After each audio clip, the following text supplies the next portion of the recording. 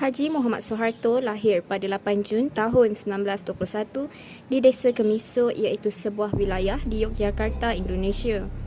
Beliau menjadi diktator pada tahun 1967 menggantikan Sukarno dan dilantik sebagai presiden pada tahun berikutnya. Beliau kemudian memajukan kempen sosial yang dikenali sebagai Penyah Soekarnoan, iaitu Desoekarnoization, dalam usaha untuk mengurangkan pengaruh bekas presiden. Pada tahun 1990-an, Orde Baru dan rasuah yang meluas menjadi punca ketidakpuasan terhadap pemerintahan beliau. Soeharto meninggal dunia pada tahun 2008 dan telah diberikan pengebumian peringkat negara. Legasi pemerintahan Soeharto selama 31 sering dihujahkan di Indonesia dan di luar negeri.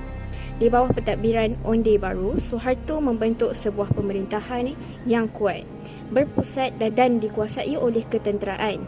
Namun tingkat rasuah juga tinggi semasa beliau masih memegang jawatan sebagai presiden. Selepas mengundurkan diri daripada jawatan presiden, Soeharto mengalami sakit kronik. Usaha untuk mendakwa Soeharto kerana rasuah ditangguhkan kerana kesihatan Soeharto yang semakin merosot.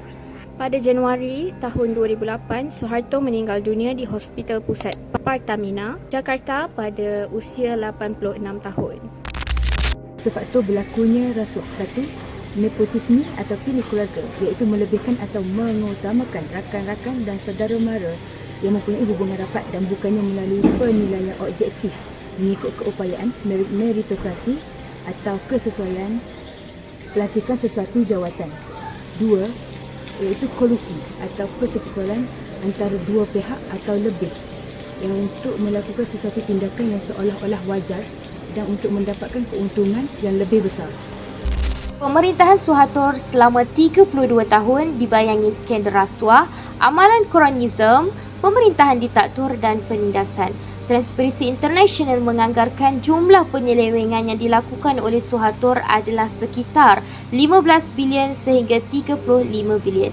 Cubaan untuk mendakwa beliau atas kesalahan rasuah dan jenayah lain gagal kerana masalah kesihatan.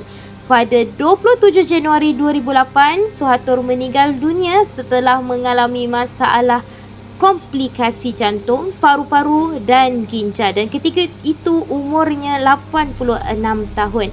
Pada 8 Julai 2015, Mahkamah Agung Indonesia mengarahkan 6 anak Soeharto dan Yayasan Beasiswa Super Semar membayar balik 4.389 trilion rupiah bersamaan 450 milion, iaitu wang yang pernah diseleweng semasa era pemerintahan diktator itu.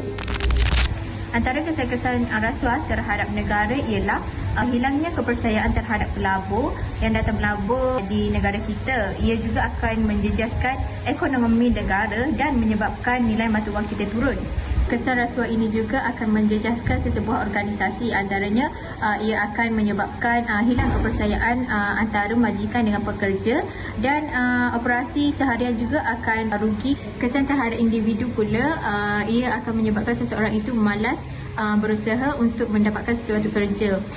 Itu adalah antara kesan-kesan rasuah yang dapat saya berikan sepanjang saya belajar ini.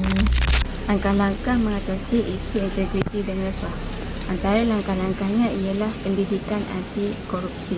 Bentuk karakter mulai dari pendidikan. Tingkatkan pemahaman tentang korupsi di sekolah dan universitas. Bangun generasi yang integritasnya kuat untuk masa depan yang bersih. Di samping itu, melaksanakan undang-undang tanpa prejudis juga merupakan langkah penting dalam memberantas rasuah. Undang-undang yang adil dan saksama harus dilaksanakan tanpa mengira kaum, agama, pangkat dan kekayaan seseorang. Pengajaran daripada kes Soeharto ini ialah kuasa yang tidak dikawal dan kekurangan ketulusan boleh memudaratkan sesebuah negara dan rakyatnya. Pengalaman Indonesia di bawah rejim Soeharto menunjukkan betapa pentingnya sebuah kerajaan yang bersih, bertanggungjawab dan berpegang kepada prinsip demokrasi.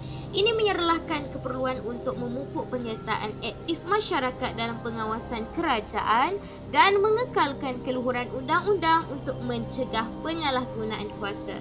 Selain itu, para pemimpin hendaklah berkepribadian dan menunjukkan sosok jujur, adil dan amanah yang selalu takut mengambil sesuatu yang bukan haknya, iaitu takut kepada Allah Subhanahu wa taala akibat menyalahgunakan harta negara yang diamanahkan kepada mereka.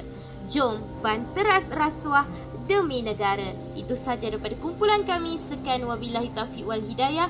Wassalamualaikum warahmatullahi wabarakatuh.